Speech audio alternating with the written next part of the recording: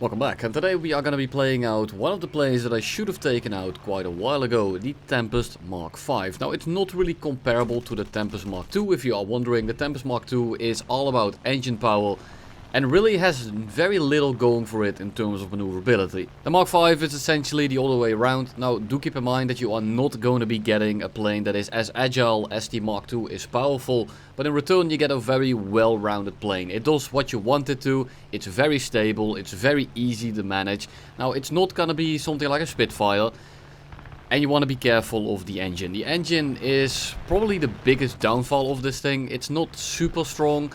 Might also be because of, well, the plane is big and chunky. And below like 250 to 200 kilometers an hour IES, the engine doesn't really produce power anymore. Now, it's not as bad as something like the P63s, where if you go below 200 IES, then you might as well turn your engine off. But you want to be mindful of it, that this plane likes to be somewhat quicker. It handles the best at above like 300 to 350 kilometers an hour. You can go into the stall fights.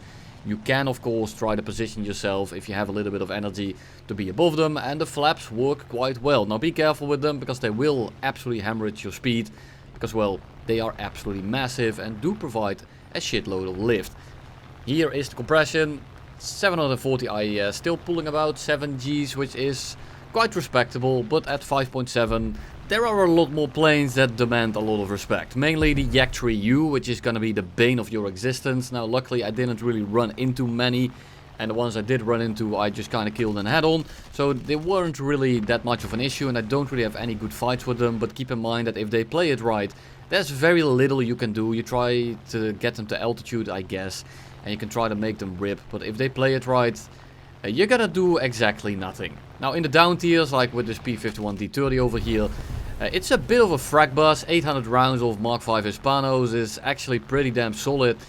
And because it's so easy to aim with a little bit of speed in it, you're actually going to be able to just kind of cut through the enemy team. Keep in mind, you are going to be on the clock, because most of your enemies are going to be out energying you in the long run if you don't play it right. So you want to be managing your energy here. So keep it a little bit faster and just pick the targets that cost the least amount of energy, because the generation of this thing isn't that impressive. Right here we are above 3 guys, 2 of them pitch up. Yak 3 is the freest kill right here, so I'm gonna be able to just kind of dive in, get some shots in, only get hits, have to break off, but I still have plenty of speed to just kind of pull out here and go straight back vertical. The I-225 is kind of scary, but the I-225 is very bad in the defensive posture, because if it goes fast, it compresses, and if it goes slow, well, it's quite the easy shot. He dies, and then we cut back down towards the Yak 3 that we hit earlier. Everyone else is on the deck right now, so we are permitted to kind of drop some altitude, get some speed, and try to run these guys down. But I noticed the P47, who's going to be more annoying in the long run, and the Yak 3 has already been hit a little bit. So I'm going to see if I can cut into the P47 here. We take his plane apart, and then we extend towards the Yak 3 that we were already chasing, which we then also just disassemble. Now we have a P59 behind us. We have an LA7 on our left, and we also have a C205. Now, the LA7 is actually a pretty good matchup with this thing. It's pretty fast, it's pretty maneuverable. We should be faster, and if you have some energy on us, then we should be able to pull him to a little bit of a higher altitude where we have a bigger advantage.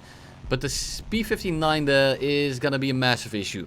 For now, I want to get away from the LA7, but he has a lot of speed in him, and I might actually not be able to get away from him unless I do a very steep dive. But I do want to be careful of the second guy here, which is going to be the main issue. If the LA7 was alone here, I probably would have fought this a little bit differently. But for now, I just want to get a little bit of more separation to the C205. P59 luckily peeled off. And for now, I'm just going to set up for a more favorable position against the LA7. Now, he is catching us. The thing is that he is not really building up much energy. The faster you go in a prop, the less actual energy you generate, because, well, at low speed you have less drag, you actually build more energy in the long run. So by climbing a little bit and him flying straight, we now have a bigger energy advantage, although he has a big speed advantage, which might come in handy in this fight for him. Now we get a shot here, he dodges, and we try to go into a raid here. Now, this is not because this is a terrific idea, but it's because I need to wrap it up quickly, and if he goes into that kind of raid, I need to be aggressive, and I'm gonna counter with my own and just try to head on him. Is this ideal? No, but I needed him dead before the C205 comes in, because if it turns into a 2v1 versus an LA7, I have very little options. We go head on with the C205, we dodge this round, and I'm gonna try to bleed him of energy by pulling him vertical. I'm gonna try to cut in behind him here, but he just has a little bit too much speed. And for now I'm gonna try to just get above him and try to stall him out. We hit that 200 km/h mark, and now the plane is gonna be a little bit of a boat. But with the flaps I might be able to pull into the shot here. We just miss it because he actually predicts where we are going. And now we can do what the C205 does, and is going slow. We dive out, we pick up a lot of speed very quickly, and we are just gonna leave him completely in the dust. And we are gonna be running away for a little bit. Now I was gonna just reset the fight, fly away, but he gets interrupted by a teammate, and we don't actually manage to wrap up that fight. And here we have the BF-109K4, pretty fun matchup. He has the better engine, we have the better airframe, so I want to make sure that he isn't able to stick on my ass and run my balls dry. So instead, I'm gonna dodge his shots here, pick up a little bit of speed, make him dive more, make him even faster. We go vertical to bleed a little bit of extra speed, cut a throttle just a tiny amount, and he is overcommitted now. He needs to play energy, but instead he's gonna switch on over into the scissors, where I have a massive advantage. We drop our flaps a little bit to just cut inside of the loop here. We're gonna pull in and we're gonna firmly plant ourselves on his 6. And with the speed that he has and the position that I have, he's gonna have a very hard time actually reversing my plane, because I'm just in a major advantage in this kind of setup. So we pull the flaps down, pull into the shot, take his plane apart, and that is all she wrote. And then here we have an 8-kill game against the entire Luftwaffe. We have a C205 on our 6 as well as a Dornier 335. Now I'm really not too worried about the C205. The Dornier will be able to run us down in this kind of setting with all the people around us. But for now I'm just gonna be flying straight, and I'm gonna be shooting at the 190. Now I'm hoping it's a 190A, because the Dora in the long run might pose a little bit of an issue. So for now I'm just gonna kind of dive in, get there quicker, and spray a little bit in this head-on. Now in the head-on I have a massive advantage. These guns are a lot faster and I have a lot more ammo. So we get a severe damage on him, but it looks like I made his engine yellow or something, because it didn't really impact him all that much. He's still giving chase, but instead of chasing him or letting him chase me back to his runway, I'm actually going to turn around and make him break away from it, so that if he sticks to this fight, he might actually end up running his engine out to the point where he just simply dies. So we are going to go vertical with the C205. We gained a lot of position because our plane is simply just better. He reverses his turn and we get a very easy shot. He goes down, and now the 190 is on its way back to the runway. Now am I going to waste all my time cleaning up the 190? No, because there is still an awful lot of enemies on the right over there that need to be killed right now. They are still low, they are low on energy, and by the time I kill all these guys, if I play it right, I will have a 1v1, maybe a 1v2 against the 190 later, whereas if I go for the 190 right now, I'm actually gonna end up with all these people directly above me, and this game will be absolutely unwinnable.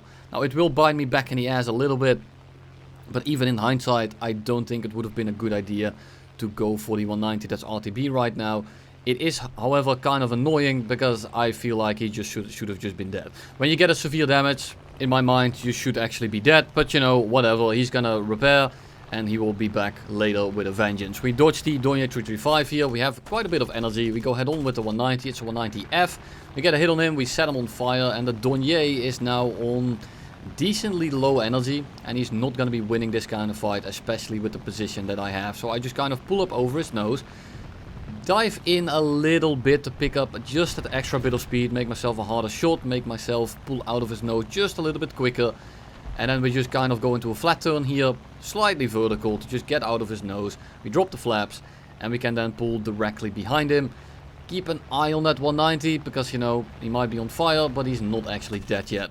Get a nice little double kill, and then we fly towards the main pack of the enemy team again. I have a Dornier 335 flying towards their airfield. I do want to be mindful of him, because I don't want him to turn around and gun me down as I'm stall fighting these 4 guys at once. C205 seems to be ignoring me. We have a BF-109, a 190 that is a D model, because he's ground pounding, and then we have a Yak 9, and this is the Hungarian one, so it's probably going to be the Yak 9P.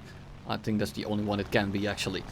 So overall, I'm not really worried about any of these planes. The Dornier in the background is turning around, and for now I'm actually just going to maintain my energy a little bit.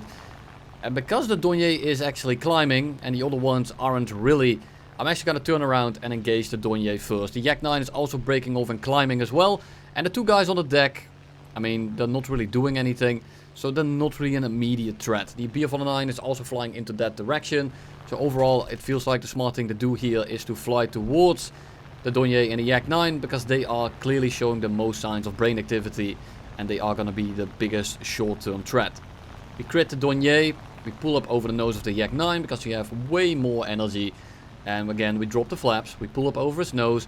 And if he commits to this fight, he should be dead right here. And that's exactly what happens. He tries to pull into the shot here, but we have just a little bit too much energy. We disassemble his plane. The Donier also is about to send it into the grass, or the sand I should say. And then we engage the 190. Now is the 190 actually gonna accomplish anything? Well, we'll have to see. But for now he is still ground pounding. So overall the decision here to not go for him first was the right one. We go head on with him. He's not even paying attention to us and he's kind of rolling around. So I just don't want to take the shot there. And we just keep our energy, go horizontal, and because of that we hold our speed quite well. There's no way he's ever gonna pull into that shot. And again we just go vertical, we go straight up, we drop the flaps, we rotate our plane, and then we dive straight back down on him. Now the 190 fight here was, I mean, he was ground pounding, low on energy, it's a Dora on the deck. He was not gonna do much anyway, but you know, you still have to do it. And he's gonna give me a nice little fat broadside, and we are gonna Epstein him on the top of his cranium. We take back off, and we didn't take back off. We fly towards the other side of the map, because I didn't want to land and reload, because, well, the tickets are low, and the climb rate isn't too good, and I was pretty far away from the runway, and then these guys would have had an energy advantage.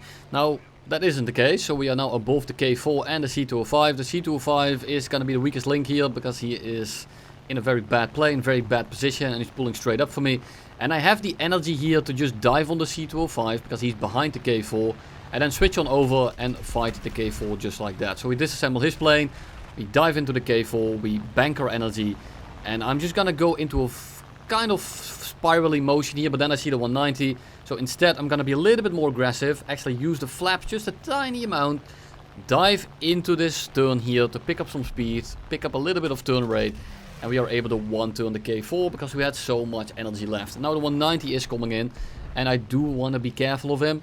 Because, well, he is going to have a lot of nose authority. And he's going to be kind of annoying to deal with the energy that he has. All I really need to do now is bait him into a fight. And if I can do that, I should probably win. We have still a quarter of our ammo left, which is more than sufficient.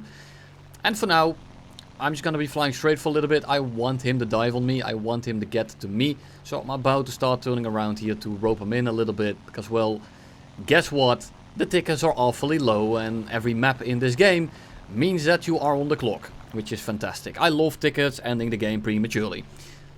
So I'm just gonna kind of poke him a little bit. I want him to go for me, and you know, I just want to turn in. I just want him to dive on me, but I don't want to give him a super free kill. Now I'm playing it a little bit too passively here, but I'm just trying to make him go for me. He's not even flying straight at me. He's kind of just flying straight. It's like he's not really aware of where I am. So instead I'm just gonna put the smoke on, gonna put it into a climb, and I want him to come down on me. And yes, in that kind of manner. Is he finally gonna do something? The answer is no. He's simply gonna climb on my 6, and because the tickets will go down on their own, this works. It doesn't matter how long he waits, it doesn't matter how passive he is, because I am on the clock. I need to make something happen. So what do? We are going to be even more aggressive this time around, and we're going to pull directly into his turn. And what does he do? He just kind of doesn't do anything with the advantage. He breaks off, and we're going to try to pull in here. I'm going to hope for him to go vertical, but he just has too much energy, and I'm not able to really do anything. So we check this real quick. We see enough, and I now know that I can be relatively aggressive. I'm already talking in chat that I can't really do anything. And here I make the biggest mistake of this entire match. I don't take the head on. Why? Because he's a low level and he's just gonna full commit me. So I thought to myself, well, let's just bait him into a dogfight, kill him as quickly as possible. Because if I crit him in the head on, he's just gonna RTB again. So we go up over his nose. Hopefully he takes this fight, because if he does, I'm gonna be in a pretty solid position. We go into a scissor where he should have the energy advantage. So he's gonna actually overshoot. We drop the flaps. And just like that, the tickets run out. I love this game. Thank you all for watching, and you'll see me in